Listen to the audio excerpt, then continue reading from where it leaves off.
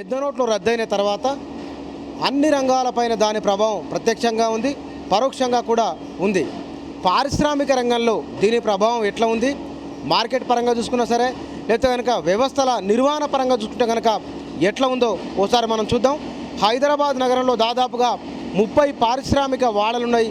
ఇందులో కొన్ని వేల పరిశ్రమలు ఉన్నాయి. కొన్ని లక్షల మంది పారిశ్రామిక రంగం పైన ఆధారపడి బతుకుతున్నారు. వీరి జీవితాలపైన, కంపెనీ ఓనర్ల వ్యవస్థలపైన ఎట్లాంటి ప్రభావం ఉందో ఓసారి చూద్దాం.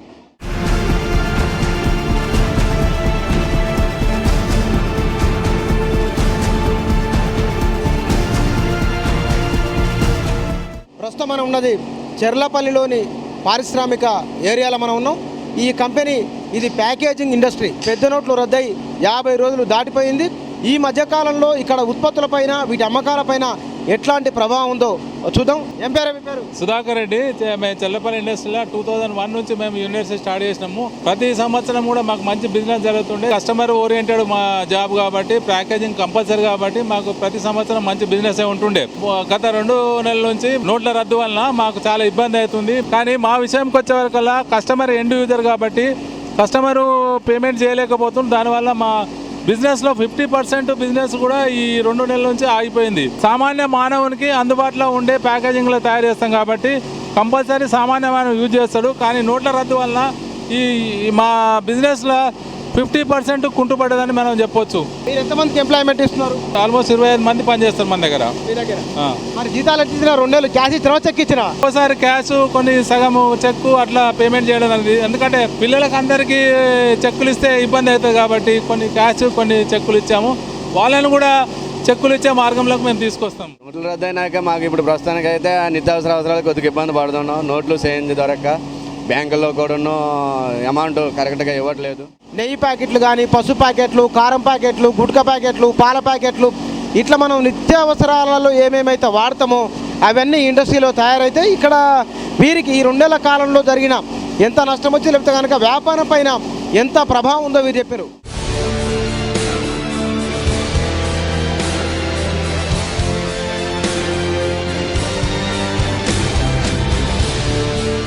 ఈ చెర్లపల్లి ప్రాంతంలో ఉన్న మరొక ఇండస్ట్రీ ఇది కేజీఆర్ ఇండస్ట్రీస్.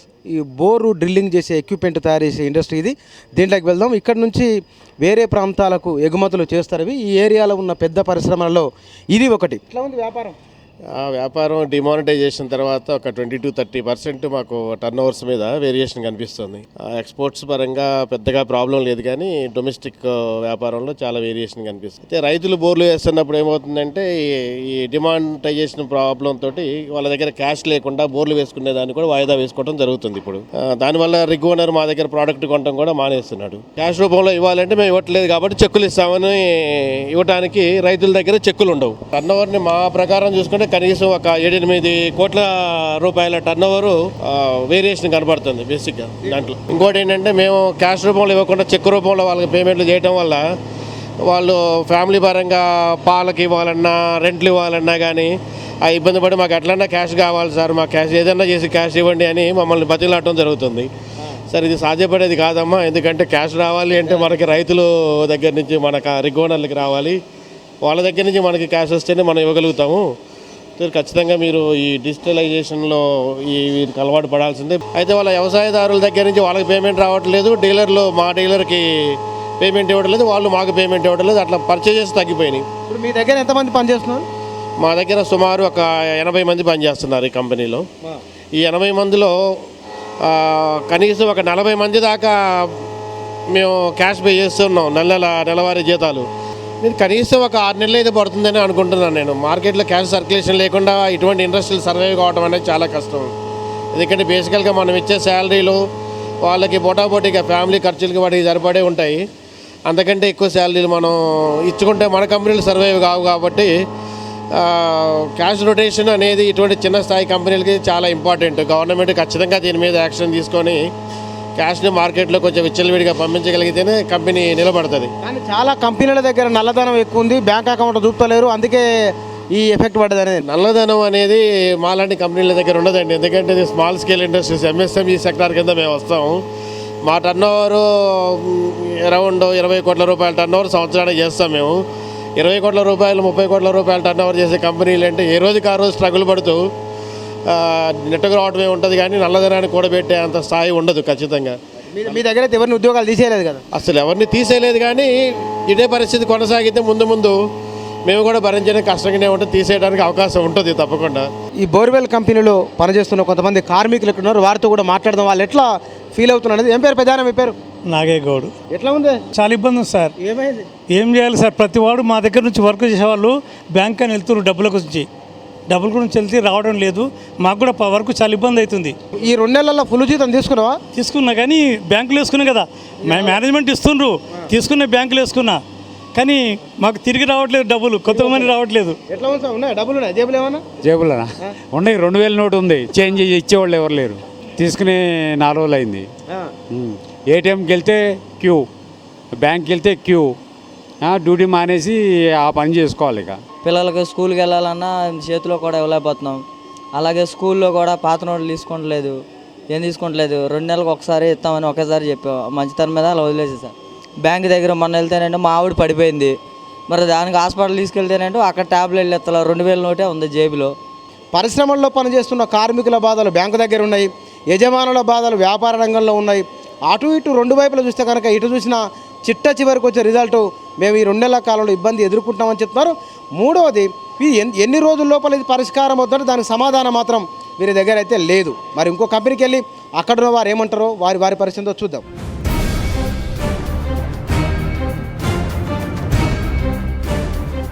ఇందాక మనం చూసిన 2 పరిశ్రమలు ప్రజలపైన కొంతమేరకు ప్రత్యక్షంగా ప్రభావం చూయించేవి. అయితే ఇది ఏరోస్పేస్కు సంబంధించిన విడిభాగాలను, చిన్న చిన్న పనిముట్లను తయారు చేసే ఇండస్ట్రీ ఇది.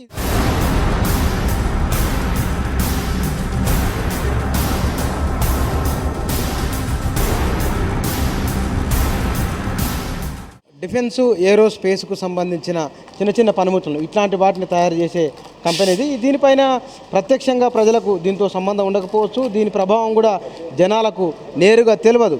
కానీ ఇది ఎకనామీని డ్రైవ్ చేసే వాటిల్లో ఇది ఒకటి. ఇక్కడ తయారైన ఇట్లాంటి వస్తువులు ఏరోస్పేస్కు సంబంధించిన చాలా వాటిల్లో వాడతారు. మన దేశంలో కాదు, బయటికి కూడా వీటికి పంపిస్తారు ఇవి. అంటే ఈ సెక్టార్లో, ఈ వ్యాపారంలో డిమానిటైజేషన్ ఎఫెక్ట్ ఎట్లా ఉందో మనం తెలుసుకుందాం. పోయిన 1 నెల నుంచి కొంచెం ఇబ్బందిగానే ఉన్నాయండి. దీని ఇంపాక్ట్ ముందు ఎట్లుంటుంది అనుకో, ఎంత ఉండొచ్చు? దీని ఇంపాక్ట్ మరి అయితే చెప్పలేము. దీని ఇంపాక్ట్ అయితే మాకు ఈ సంవత్సరం అయితే బాగానే ఉంది. ఈ ఇంపాక్ట్ పర్టికులర్గా ఏంటంటే బ్యాంక్స్ మీద ఎఫెక్ట్ పడుతుంది. మాకు బ్యాంకులో మాకు లోన్స్ ఇవ్వడంలో బ్యాంక్ వాళ్ళ రేటింగ్ తగ్గిపోద్ది. తర్వాత మాకు ఇంక్రిమెంట్ సరిగ్గా ఇవ్వలేము పిల్లలకి. అన్ని ఎఫెక్ట్స్ ఉంటాయి. ఒకసారి టర్న్ ఓవర్ తగ్గిందంటే మాకు ఉన్నటువంటి ఎఫెక్ట్స్ చాలా ఎఫెక్ట్స్ ఉంటాయి. ఇప్పుడు మీ దాన్ని ఆధారం చేసుకొని బయట ఎంతమంది బతుకుతున్నారు? మా దగ్గర ఒక 50 మంది ఎంప్లాయీస్ ఉంటారండి. అలాగే కాకుండా మాకు సప్లయర్స్ ఉన్నారు ఒక 10 మంది. ఆ సప్లయర్స్ ఇంకొక 50 మంది ఉంటారు. అంటే వాళ్ళ సప్లయర్స్ దగ్గర ఉన్నటువంటి ఎంప్లాయీస్ వీళ్ళందరూ. పోయిన నెల అయితే జీతాలు ఇవ్వలేదు మా పిల్లలకి ఎవరికైనా. ఎందుకు ఇవ్వలేదు అంటే చెక్కులు లేకపోతే ప్రాబ్లం ఇక్కడ ఎవరికి బ్యాంక్ అకౌంట్ లేవండి. ఈ బ్యాంక్ అకౌంట్ లేక వాళ్ళకి మేము చెక్కులు ఇస్తే ఏం చేసుకోలేరు అని చేతని కొద్దిగా ఏదో సర్దాం, కొద్దిగా అవన్నీ. ఏం చేస్తావు ఇక్కడ? Milling operator, CNC. ఇప్పుడు నోట్ల రద్దు తర్వాత ఎట్లా ఉంది పరిస్థితి? చాలా ఘోరంగా ఉందండి. డబ్బులకు చాలా ప్రాబ్లం అవుతుంది, మాకు ప్రాబ్లం అవుతుంది. ప్లస్ ఏటీఎంలో కూడా 2000 వస్తున్నాయి, ప్లస్ అక్కడ పెట్టట్లేదు కదా ఈ మధ్య. ఏటీఎంలో కూడా డబ్బులు ఏం పెట్టట్లేదు, చాలా ప్రాబ్లం అవుతుంది. బ్యాంక్కి వెళ్తేనేమో 2000 విత్డ్రాల్ ఇస్తున్నారు మాకు. ప్రజలపైన నేరుగా సంబంధం లేకపోయినా కూడా పరోక్షంగా అయినా సరే ఖచ్చితంగా డిమానిటైజేషన్ ఎఫెక్టు ఈ ఇండస్ట్రీ పైన కూడా ఉంది. మరొక అంటే దీని అనుబంధం ఇక్కడ పనిచేస్తున్న చాలా పరిశ్రమలకు కొన్ని అనుబంధ పరిశ్రమలు ఉన్నాయి. పెద్ద వాటికి అనుబంధ పరిశ్రమల్లో పనిచేస్తున్న వాళ్ళకు వాస్తవానికి బ్యాంక్ అకౌంట్లు కానీ లేకపోతే కనుక ఆర్థిక నిర్వహణ కానీ అదొక సిస్టమేటిక్గా ఉండదు. అది రోజు పనిచేసుకుని వెళ్ళిపోతుంటారు, లేకపోతే కనుక వివిధ కంపెనీలకు వాళ్ళు చేస్తూ ఉంటారు. ఇదంతా కూడా లిక్విడ్ క్యాష్తో జరుగుతుంది. అట్లాంటి కంపెనీల్లో పనిచేస్తున్న వాళ్ళపైన ఎట్లా ప్రభావం ఉంది, ఆ కంపెనీల పరిస్థితి ఏంటో ఒకసారి చూద్దాం. ఇదే ఏరియాలో ఉన్న మరొక పరిశ్రమ ఇది. ఇందులో ఈ పరిశ్రమకు సంబంధించిన ఇట్లాంటి డబ్బాలు ఇవి పెయింట్ డబ్బాలు తయారు చేసే కంపెనీ ఇది. ఇక్కడ నుంచి డబ్బాలు తయారు చేసిన తర్వాత వేరే రాష్ట్రాలకి ఇక్కడ నుంచి ఎక్స్పోర్ట్ చేస్తారు. గడిచిన కొద్ది రోజుల నుంచి అంటే ఈ నెల 2 నెలల కాలం నుంచి ఎట్లా ఉంది దీని మార్కెట్, ఇక్కడ వేరే రాష్ట్రాలకు ఎగుమతులు, అదేవిధంగా దీనికి సంబంధించిన ముడి సరుకు దిగుమతులు ఎట్లా ఉంది, వీటిపైన ప్రభావం ఏ విధంగా ఉంది, ఇక్కడ పనిచేస్తున్న వాళ్ళపైన కూడా దీని ప్రభావం ఎట్టుందనేది మనం తెలుసుకుందాం. ఇది డబ్బాలు, ఇట్లాంటి డబ్బాలు తయారు చేసే కంపెనీ. ఇట్లాంటి కంపెనీలు ఇంకా కొన్ని ఉన్నాయి ఇక్కడ. అయితే ప్రస్తుతానికి ఈ కంపెనీలో చూద్దాం. ఇట్లాంటి డబ్బాలు తయారు చేసే కంపెనీ, ఈ కంపెనీకి వస్తున్న ఆదాయం ఎంత, వీరికి ఈ 2 నెలల కాలంలో వీరిపైన ఉన్న ప్రభావం ఎంత అనేది చూద్దాం. ప్రస్తుతం ఈ కంపెనీ దగ్గర ఉన్నామన్నా, వీరితో కంపెనీ ఓనర్తో ఒకసారి మనం మాట్లాడదాం.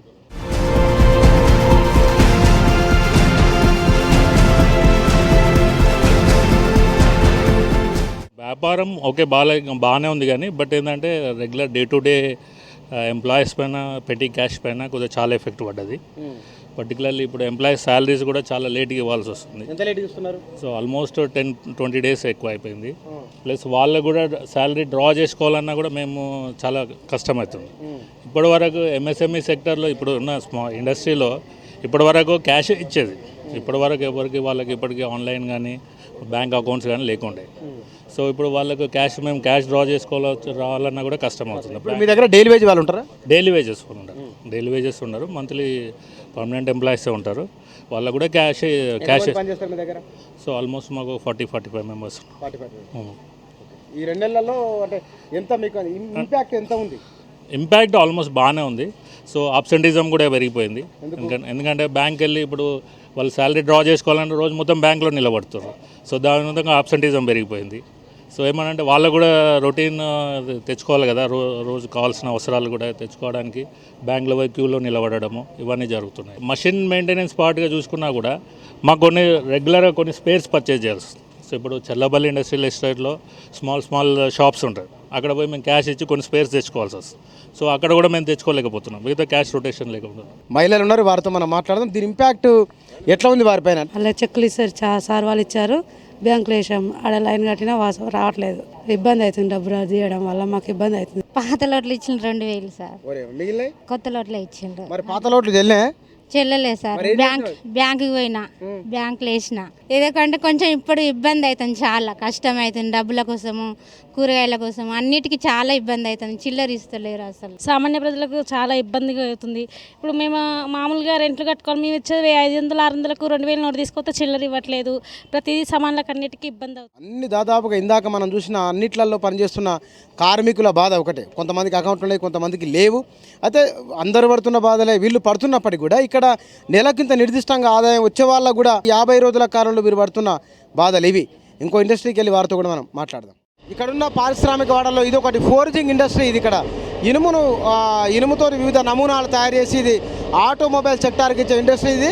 దీనికి సంబంధించి ఇక్కడ దీని ఓనర్ మన దగ్గర ఉన్నారు, చారి గారు. ఇట్లా ఎట్లా ఉంది ఎఫెక్ట్? ఏమున్నా సార్, ఎఫెక్ట్ చాలా ఉన్నది మాకు. 1.5 మంత్ నుంచి ఆల్మోస్ట్ 40% ఆర్డర్స్ పొజిషను చేసింది కూడా క్లియరెన్స్ ఇవ్వడం లేదు customers. Employees notes currency problem తోటి యాబ్సెంటిజం. మాది ఏంటంటే టీం వర్క్. ఈ టీం వర్క్లో ఒకరిద్దరు యాబ్సెంట్ అయినా కానీ మొత్తం వర్క్ సఫర్ అవుతుంది. ఆ రోజు ఇంకా ప్రొడక్షన్ మొత్తం అయిపోయినట్టే. సో వాళ్ళకి రిక్వెస్ట్ చేస్తే వాళ్ళు మాత్రం ఏం చేస్తారు, సార్ మాకు ప్రాబ్లం ఇది, మీరు 2000 ఇచ్చినా లేకుంటే ఓల్డ్ నోట్స్ ఇచ్చినా మాకు ఇంట్లో గడవడానికి మేము ఇంకా వేరే ఆధారం లేదు, బ్యాంక్ చుట్టూ మేము క్యూలు కట్టి ఆ రోజంతా మేము ఆ 2000కో 2500కో మేము నిలబడవలసి వస్తున్నది సార్, దయచేసి మమ్మల్ని ఏం అనుకోవద్దని చెప్పి వాళ్ళు రిక్వెస్ట్ చేస్తున్నారు. ఆ బాధ కూడా చూసి మేము ఇంకా వేరే ఏం చేసే పరిస్థితి కూడా లేదు. ఎంతమంది మీ దగ్గర ఎంతమంది పనిచేస్తారు? మా దగ్గర 10 మంది వర్కర్స్ సార్. అది 10 మంది టీం వర్క్. అందులో ఒకరిద్దరు యాబ్సెంట్ అయినా కానీ ఇదే ప్రాబ్లం మేము ఫేస్ చేస్తున్నాం. మరి నోట్లు రద్దు అయినా ఎట్లుంది మరి పైసలకు అయితే కదా గవర్నమెంట్ పైసలతో పరిచయం సార్. ఇప్పుడు చిల్లర దొరుకుతలేదు, తినడానికి ఇట్లా ఏం లేదు. వాళ్ళు 2000 తీసుకపోతే వాళ్ళు చేంజ్ ఇస్తలేరు, అదే టెన్షన్ ఉంది సార్. ఇప్పుడు మా సార్ వాళ్ళు ఇట్లా మార్చిస్తామని చూస్తారు. ఫోర్జింగ్ ఇండస్ట్రీలో ఇది ఒకటి. ఇక్కడ పనిచేస్తున్న వాళ్ళు తక్కువ ఉన్నా సరే కానీ వీళ్ళ మీద ప్రభావం అయితే చాలా ఎక్కువనే ఉంది. మరొక పరిశ్రమకి వెళ్ళి అక్కడ కూడా ఎట్లుందో చూద్దాం.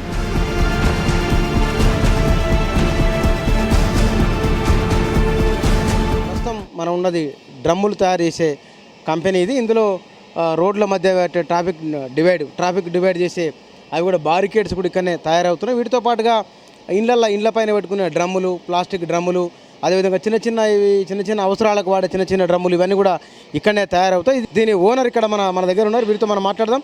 సార్, ఇది ఈ నోట్ల రద్దు తర్వాత, ఎందుకంటే మిగతా వాటికి ప్రజల మీద ఇది రెగ్యులర్గా కొనేది కాదు, ఇది నిజంగా దీని మీద కూడా అంత ప్రభావం ఉందా? ఈరోజు నోట్ల రద్దు ప్రభావము ప్రతి కంపెనీ మీద కొంత గొప్ప ఉంది. ముఖ్యంగా ఏంటంటే ఈ నిర్మాణ రంగం మీద ఆధారపడి నడుస్తున్న పరిశ్రమలకు ఇంకా చాలా పెద్ద ఎత్తున ఇబ్బందికరంగా తయారైంది. ఎందుకంటే నిర్మాణ రంగము దాదాపుగా ఒక స్టాగ్నేషన్ పాయింట్కు, ఒక నిస్తబ్దతకు లోనైంది. ఇప్పుడు ఈ నోట్ల రద్దు వల్ల ట్రాన్సాక్షన్స్ అన్ని ఆగిపోవటం, కన్స్ట్రక్షన్స్ ఆగిపోవటం వల్ల దాని మీద ఆధారపడి నడిచే పరిశ్రమలు మాలాంటివి ప్లాస్టిక్ వాటర్ ట్యాంక్స్, అట్లాగే ఈ గృహానికి అవసరమైనటువంటి అనేకటువంటి కంటైనర్స్ తయారు చేసే మాలాంటి కంపెనీలు కూడా చాలా ఇబ్బంది పడుతున్నాయి. ప్రతి నెల శాలరీస్ పే చేయాల్సిన పరిస్థితి ఉన్నప్పుడు దాదాపుగా మా కంపెనీలో 2 లక్షల రూపాయల వరకు ప్రతి మంత్ శాలరీస్ పే చేయాల్సిన పరిస్థితి ఉంటుంది. బ్యాంకులు ఇచ్చిన లిమిట్ ఏదైతే ఉందో మాకు నెలకు వారానికి 24,000 రూపాయలు డ్రా చేసుకునే వెసులుబాటు కల్పించారు. అది కూడా క్యాష్ అందుబాటులో లేకపోవడం వల్ల, వాళ్ళు టైంకి ఇవ్వలేకపోవడం వల్ల మేము శాలరీస్ టైంలో ఇచ్చే పరిస్థితి లేకుండా తయారైంది. దాంతోపాటు ముఖ్యంగా ఈ మైగ్రెంట్ లేబర్ బయట రాష్ట్రాల నుంచి, ఇతర ప్రాంతాల నుంచి వచ్చి మా కంపెనీల్లో పనిచేసే వ్యక్తులకు చాలామందికి అకౌంట్స్ ఆపరేట్ చేసే పరిజ్ఞానం లేకపోవడం, వారికి అలవాటు లేకపోవడం వల్ల ఈరోజు వారికి చెక్కులు ఇచ్చినప్పుడు యాక్సెప్ట్ చేసే పరిస్థితి లేకుండా తయారైంది.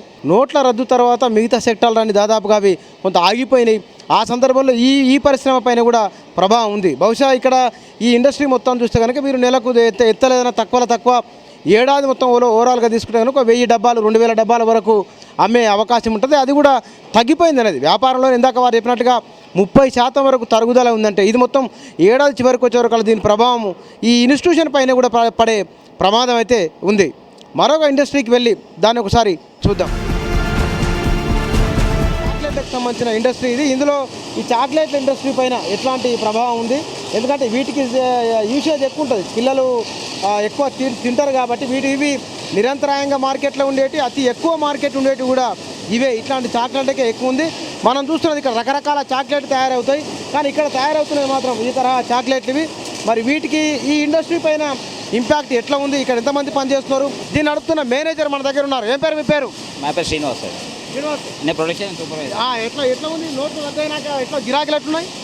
అంటే మార్కెట్ ఉన్నది సార్. మార్కెట్ లేదని కాదు, మార్కెట్ నడుస్తుంది, మాది నడుస్తున్నది మార్కెట్, బాగానే ఉంది మార్కెట్. ఇండస్ట్రీకి సంబంధించి చాక్లెట్లు ఎందుకంటే రూపాయి 2 రూపాయలు చిన్న పిల్లలు దుకాణాలకు వేసేటివి కాబట్టి దీనిపైన ఇంపాక్ట్ లేదని మేనేజర్ అంటారు. ఎందుకోసం అంటే ఇవి చెడిపోయేటివి కావు, ఇవి నెల ఉండొచ్చు, 2 నెలలు ఉండొచ్చు, ఇట్లా అమ్ముకుంటారు కాబట్టి బహుశా దీనిపైన ఇంపాక్ట్ లేదని చెప్తున్నారు. ఇక్కడ కొంతమంది పని చేస్తున్నారు.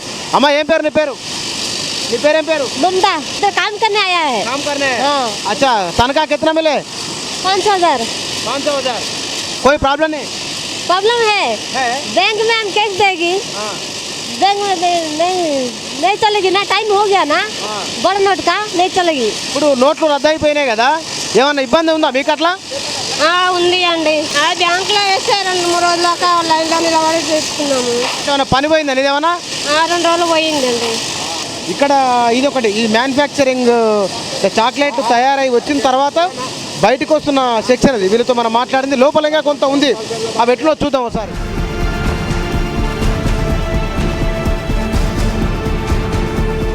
వీళ్ళు చెప్తున్న దాని ప్రకారం అయితే కనుక మిగతా వాటికి ఉన్న నిత్యావసర వస్తువులకు లేకపోతే కనుక కొంత ఇప్పటికిప్పుడే కొనుక్కున్నా సరే తర్వాత అయినా కొనొచ్చు అనే వాటిపైన ప్రత్యక్షంగా నోట్ల రద్దు ప్రభావం ఉంది. అయితే ఇందులో రూపాయి 2 రూపాయలు 5 రూపాయలు ఇట్లా ఉన్న ఈ చాక్లెట్ కాబట్టి బహుశా వీటిపైన అంత ఇంపాక్ట్ లేదని చెప్తున్నారు. ఇక్కడ పనిచేస్తున్న వాళ్ళు కూడా బ్యాంకులకు వెళ్తే అక్కడ కొంత ఇబ్బంది అవుతుంది, బ్యాంకు దగ్గరికి వెళ్ళిన తర్వాత అనేది మీరు చెప్తున్నమాట.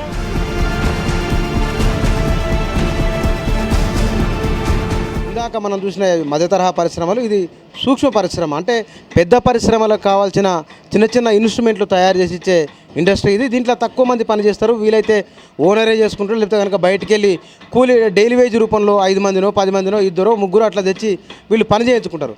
నోట్ల రద్దు ఎఫెక్ట్ అనేది మైక్రో ఇండస్ట్రీస్ విషయంలో ఎట్లా ఉందో మనం తెలుసుకుందాం. తమ్ముడు ఏం పేరు నీ పేరు? నా పేరు మణిదీప్. మణిదీప్, ఇప్పుడు నోట్లు రద్దు అయినాక ఎట్లుంటా మీ గిరాకులు బాగానే ఉన్నా? మీ గిరాకులు చాలా తగ్గిపోయినాయి అన్న. అది ఇంకా ఈ కంపెనీ వాళ్ళు బిల్లు మొత్తం పేమెంట్స్ ఆపేస్తారు, మా దగ్గర క్యాష్ లేదంటారు. ఆ బ్యాంక్ చెక్స్ ఇస్తే అక్కడ కూడా మొత్తం బ్యాంకులలో మస్తు లైన్ అయిపోయింది. ఇంకా కంపెనీ ఆర్డర్స్ కూడా మొత్తం తగ్గిపోయినాయి క్యాష్ ద్వారా. వాళ్ళకు కూడా ఇంకా మనీ ఉంటేనే కదా మాకు ఇచ్చేది, వాళ్ళ దగ్గర కూడా లేని వల్ల చాలా కష్టమవుతుంది. కానీ కొందరు ఏమంటారంటే ఇట్లా చిన్న వాటిల్లో పనిచేసే వాళ్ళకు ఇంతకుముందుకు 150-200 డైలీ వేజ్ తెచ్చుకొని పనులు చేయించుకునేదట, అట్లాంటి వాళ్ళు తీసేసినట్టు నిజమేనా? అది తీసేసినాం, అట్లాంటిది మొత్తం తీసేసినాం. ఇప్పుడు ఎందుకంటే ఇప్పుడు వాళ్ళకి ఇచ్చేదేదో ఇంకా మేమే చేసుకుంటే 200-300 అన్న వస్తాయి కదా అని చెప్పి ఇప్పుడు వాళ్ళైనా చేయాలి, మేమైనా చేయాలి కదా. కానీ ఇప్పుడు వర్క్ కూడా ఎక్కువ లేనందువలన చేస్తలేము ఎవరు, వాళ్ళు కూడా వస్తలేరు. ఈ చిన్న చిన్న మీలాగా పెట్టుకొని బతికేటోళ్ళ ఎట్లుంది నోట్లది? మరి పరిస్థితి చాలా దారుణంగా ఉన్నది. అసలు చెప్పుకుంటే ఫ్యూచర్లో రేపు కానీ ఇంకా జనవరి తర్వాత అసలు మేము జీతాలు ఇస్తామో లేదో మా సార్ అర్థమవుతలేదు. వాళ్ళు ఏమాత్రం ఆన్ అకౌంట్ అంటారు. మాలాంటి వాళ్ళకి బ్యాంక్ అకౌంట్లు ఎక్కడ ఉంటాయి? మేము ఒక రోజు డ్యూటీ డుమ్మ కొట్టుకొని పోయి బ్యాంక్ అకౌంట్ పడితే 4,000 ఇస్తున్నాడు. అంటే మాకు వచ్చేది 300. 4,000 కోసము ఎన్ని రోజులు అనుకోవాలి మేము? ఇక్కడ పని చేస్తున్న వారికే పని లేనప్పుడు రోజుగా దగ్గర 10-12 గంటల పని ఉండాల్సింది వీళ్ళకే 2 గంటలు ఉందంటే దీనిపైన ఆధారపడి కూలి చేసుకొని బతికే వాళ్ళకు కూడా ఉపాధి కోల్పోయినారు. మేబీ జనవరి తర్వాత బాగుంటుందని ఒక ఆశాభావం అవుతుంది, ఎట్టుంటుందో తెలియదు. మరి ఇంకొక పరిశ్రమ దగ్గరికి వెళ్ళి, ఇది ఒక ఇనుముకు సంబంధించి లేదా ఆటోమొబైల్ సెక్టార్కి సంబంధించిన చిన్నతర పరిశ్రమ. ఇది మరొక పరిశ్రమ దగ్గరికి వెళ్ళి వాళ్ళ పరిస్థితి ఎట్లా ఉందో చూద్దాం.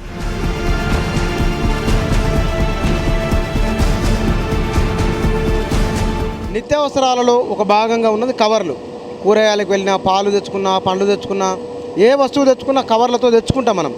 ఇక్కడ ఉన్నది ఈ కవర్లు తయారు చేసే పరిశ్రమ. ఇది దీనిపైన ఇంపాక్ట్ ఎట్లా ఉంది అనేది ఇందాక మనం చూసిన వాటిల్లో అది అవసరాన్ని బట్టి లేకపోతే కనుక కొంత డిలే అయినా కూడా పెద్దగా ఇబ్బంది ఉండేది కాదు. కనుక ఇవి రోజువారీ వస్తువులు కొనుగోలు చేయడానికి నిత్య జీవితంలో భాగమైన వస్తువుగా ఇది కూడా కవర్లు మారిపోయినాయి. ఈ కంపెనీ యజమాని మన దగ్గర ఉన్నారు. వ్యాపారం ముందు బాగానే ఉంది, ఇప్పుడు డిమానిటైజేషన్ తర్వాత కొంచెం ఇబ్బందిగా ఉంది. ఆ ఇబ్బంది కూడా ఏదో 40 రోజులు 50 రోజులు కాబట్టి తర్వాత బాగుంటుందని ఆశిస్తున్నాం. కూరగాయల మార్కెట్ అతను నా కవర్ కొనాలంటే చిల్లర ఉండాలి కదా. ఇప్పుడు వాడి దగ్గర చిల్లర లేనప్పుడు నాకు చిల్లర ఎట్లా ఇస్తాడు వాడు? ఆ ఇబ్బంది అవుతుంది.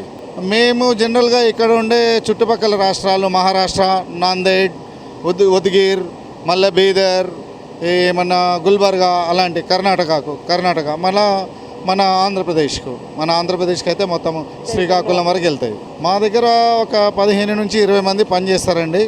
అంతా వాళ్ళు ఆల్మోస్ట్ బయట రాష్ట్రాల వాళ్ళు. ఇప్పుడు వాళ్ళకు చెక్కులు ఇచ్చినా ఏది ఇచ్చినా వాళ్ళు తీసుకోరు, వాళ్ళకి క్యాష్ కావాలంటారు. కాబట్టి వాళ్ళకి శాలరీస్ మొత్తం క్యాషే అరేంజ్ చేయాలి నేను. దీనివల్ల కూడా నాకు చాలా ఇబ్బంది అవుతుంది. ఇప్పుడు నీకు వ్యాపారంలో ఓవరాల్గా నీకు ఎంత గ్యాప్ కనబడుతుంది? గ్యాప్ అంటే ఆల్మోస్ట్ నాకు ఒక 40% తగ్గిపోయిందండి. ప్రాబ్లం వస్తుంది. కంపెనీలో జీతాలు కూడా సరిగా టైంకు మీరు దొరకట్లేదు, కష్టం అవుతుంది. రూమ్ రెంట్లకి వాటికి కష్టం అవుతుంది. బ్యాంకుల దగ్గరికి ఎంప్లాయీస్ వెళ్ళిపోవడం, గంటలు అక్కడ నిలబడడం, ఆ సమస్య దీనికి కూడా ఉంది. అయితే మిగతా పరిశ్రమలలో అంటే ఇది కొంత భిన్నమైంది. ఇది కవర్లు తయారు చేసే పరిశ్రమ కాబట్టి రకరకాల కవర్లు ఇక్కడ తయారవుతున్నాయి. ఇక్కడ పనిచేస్తున్న వాళ్ళకు అన్ని ఇండస్ట్రీలలో కొంతమంది ఎంప్లాయీస్ బ్యాంకు దగ్గరికి వెళ్ళిపోయి అక్కడ నిలబడి మిగతా వాళ్ళంతా ఆ అమౌంట్ షేర్ చేసుకొని వాళ్ళు తీసుకునే ప్రయత్నం చేస్తున్నారు. ఎట్లా ఉంది నోట్లు రద్దు అయినాక? రోడ్లు అవి 2,000 నోటు కొంటవచ్చు, చిల్లర ఇవ్వాలి ఇస్తలేరు సార్, ఇబ్బంది అవుతుంది. 100 రూపాయల నోట్లు 50 రూపాయల నోట్లు ఇవ్వమంటే ఆ 2,000 నోటు పెట్టుకొని 100 రూపాయలు 200 అట్లా ఇస్తారు. पैसा तो बहुत गड़बड़ हो रहा है, बैंक में जाने को पड़ रहा है, उसके बाद 2-2 हज़ार मिल रहा है, बैंक में लाइन लगने को पड़ रहा है. अभी तो पेमेंट आपका नाम पे अकाउंट नहीं है बैंक में अकाउंट है, लेकिन जाके वहाँ पर लाइन लगा, ज़्यादा बोलने से मेरा बोली भी फंस गया. उसी टाइम से हमारा आवाज़ थोड़ा ऐसा हो गया, दवाई कर रहा लेकिन पैसा का बहुत गड़बड़ चल रहा है. సబ్జెక్ట్ ఎంత అర్థమైందో కానీ సమస్యలు అయితే వాళ్ళకు ఉన్నాయనే విషయం దాదాపుగా ఇవాళ మనం తిరిగిన అన్ని పరిశ్రమల్లో మాట్లాడిన ఓనర్లు, కార్మికులు అందరూ చెప్తున్నది ఇదే మాట. మరో పరిశ్రమకి వెళ్ళి వారితో మాట్లాడతాం.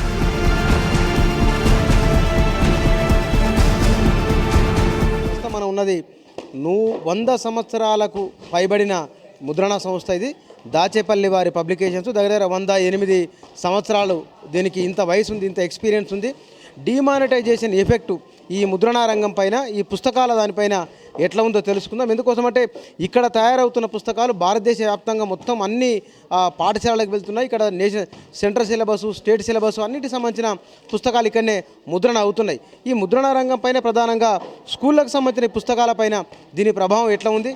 మాకు మొత్తము స్కూల్కి పోయే చిన్నపిల్లలు ఎల్కేజీ నుంచి 10th క్లాస్ పిల్లల దగ్గరికి మాకు దగ్గర పుస్తకాలు కొనుక్కోవాలి. నా దగ్గర సుమారుగా 50 లక్షల మంది స్టూడెంట్స్ నా దగ్గర బుక్స్ కొంటారు. ప్రతి ఒక్క పిల్లాడికి రోజు డబ్బులు అవసరం పడుతుంది. ప్రతిసారి పేరెంట్ వచ్చి చెక్కు పెట్టి ఆధార్ కార్డు పెట్టి వాడు ఖరీదు చేయాలంటే కష్టమవుతుంది. వాడికి జోలో 50 రూపాయలు పెడతారు, బుక్ కొనుక్కోమంటారు. అది మొత్తానికే క్లోజ్ అయిపోయింది. ఇప్పుడు ఏం కొనుక్కుంటే అయిపోయింది. పిల్లాడికి చదువు ఫ్యూచర్లో రావడం కష్టమవుతుందని నాకు ఇబ్బంది. వాళ్ళ పేరెంట్స్ చాలా బాధపడుతారు.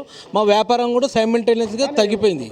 మీకు ఏడాదికి ఒకసారి కదా పుస్తకాలు కొనేది, మీ మీద ఏం ఎఫెక్ట్ ఉంటుంది? ఏడాదికి ఒకసారికి వెయిట్ ఎక్కువ ఉంటుంది అని చెప్పేసి ఈ నడుమధ్య నెలకు వాయిదా ప్రకారంగా పుస్తకాలు పుస్తకాలు తయారు చేశాము, క్వార్టర్లీ రకంగా పుస్తకాలు తయారు చేశాము, హాఫ్ ఇయర్లీ కూడా తయారు చేశాము.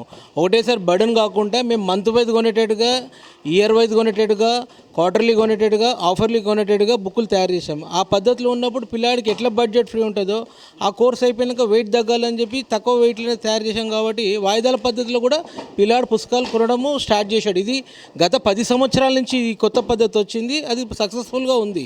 వేరే దేశం నుంచి ఇక్కడున్న ఇందాక మీరు చెప్పినట్టుగా పేపర్ ఇక్కడ దొరకలేదు కాబట్టి వేరే దేశంకి వెళ్ళి ఇండోనేషియాకి వెళ్ళి దిగుమతి చేసుకున్న పేపర్ ఇది.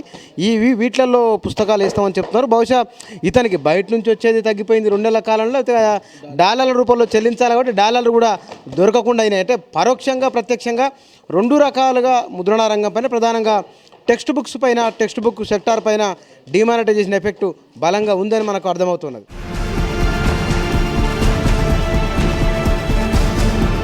ఈ ఫ్యాక్టరీలో తయారవుతున్నాయి ఎయిర్ కూలర్లకు సంబంధించినవి, అదేవిధంగా చైర్లకు సంబంధించిన ఇండస్ట్రీ ఇది.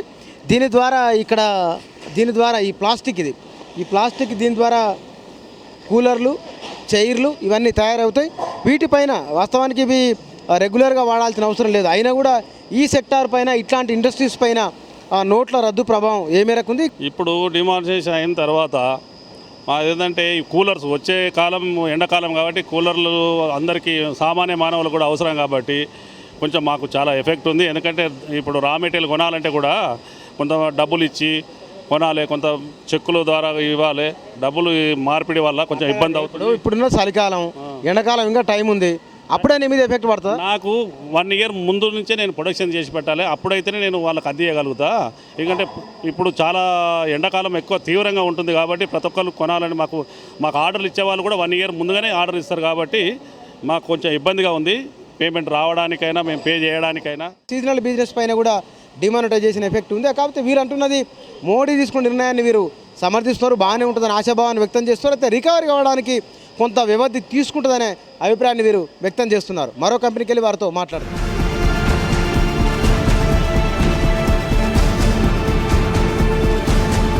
ప్రస్తుతం మనం ఉన్నది పరుపులు తయారు చేసే కంపెనీ. ఇది నిత్యావసరంలో ఒక భాగమైనప్పటికీ కూడా రోజు కొనాల్సింది కాదు. కాకపోతే ఇళ్లల్లో నెలకు 15 రోజులకు, 6 నెలలకు, 3 నెలలకు ఇట్లా వీటికి గిరాకీ ఉంటూ ఉంటుంది. లేకపోతే కొన్ని సందర్భాల్లో సీజనల్ డిమాండ్ కూడా ఉంటుంది. ఈ పెద్ద నోట్లు రద్దయిన తర్వాత ఈ సెక్టార్లో అంటే ఇవి తయారు చేసే ఇట్లాంటి దిండ్లు కానీ, లేకపోతే కనుక బెడ్ పరుపులు తయారు చేసే ఇట్లాంటి కంపెనీల పైన, వీరిపైన ఎట్లాంటి ప్రభావం ఉందో మనం తెలుసుకుందాం. రోజు కొనేది కాకపోయినప్పటికి కూడా ఇది ఎండ్ కస్టమర్ అనేవాడు, కన్జ్యూమర్ ఎవరైతే ఉన్నారో వాళ్ళకు నోట్లు అవసరం కాబట్టి ఈ డిమానిటైజేషన్ వలన వాళ్ళకు నోట్లు బ్యాంకులలో అందుబాటులో రాక మా పర్చేజ్ తగ్గడం వలన మా ఫ్యాక్టరీ కూడా ఉత్పత్తుల ఆర్డర్లు కూడా తగ్గడం జరిగింది.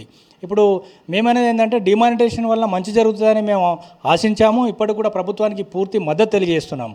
కానీ అదే పరిస్థితి మనకు కింది స్థాయిలో, కన్జ్యూమర్ స్థాయిలో వాళ్ళకు డబ్బులు ఖర్చు పెట్టే పరిస్థితి గవర్నమెంట్ కల్పించినప్పుడు మాత్రమే పరిశ్రమలు మనుగడ సాగించే అవకాశం ఉంది.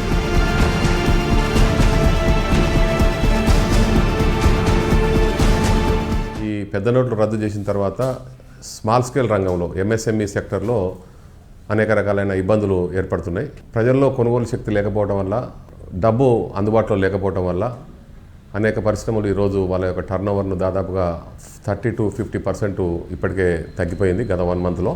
ఈ పరిస్థితి ఇట్లానే ఉంటే రాబోయే రోజుల్లో కూడా ఈ పరిశ్రమలు బ్యాంకుల నుంచి తీసుకున్నటువంటి రుణాలను, వాటికి సంబంధించిన మితిని కట్టే పరిస్థితి కూడా ఈరోజు లేదు. ఈ అన్ని పరిశ్రమల్లో పనిచేస్తున్నటువంటి కొన్ని లక్షలాది మంది కార్మికులకు కూడా ఈరోజు పరిశ్రమల యజమానులు టైంకు జీతాలు ఇవ్వలేని పరిస్థితి ఏర్పడింది. ఈ ఏడాది ఆర్డినర్లు ఇండస్ట్రీ నిలదొక్కుకోవాలంటే బ్యాంకులకు పే చేయాల్సినటువంటి రుణాల మీద మారిటోరియం ప్రకటించాల్సిన అవసరం ఉంది. చాలా చిన్నతర పరిశ్రమలు, సూక్ష్మ పరిశ్రమలు బ్యాంకులో తక్కువ రేట్ ఆఫ్ ఇంట్రెస్ట్కు వారు కనుక వడ్డీకి మనం అందజేయగలిగినట్టయితే ఆ పరిశ్రమలు నిలదొక్కునే పరిస్థితి ఉంటుంది.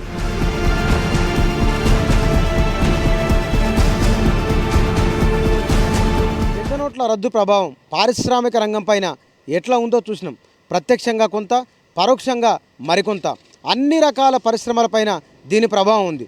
ఇంకొద్ది రోజుల్లో ఇది రివైవ్ కాకుంటే కనుక మొత్తమే పారిశ్రామిక రంగమే సంక్షోభంలో పడే ప్రమాదం ఎంతో దూరంలో లేదనిపిస్తుంది. దీనికి సంబంధించి కేంద్ర ప్రభుత్వం వీలైన వెనువెంటనే చర్యలు తీసుకోవాల్సిన అవసరం ఎంతైనా ఉంది.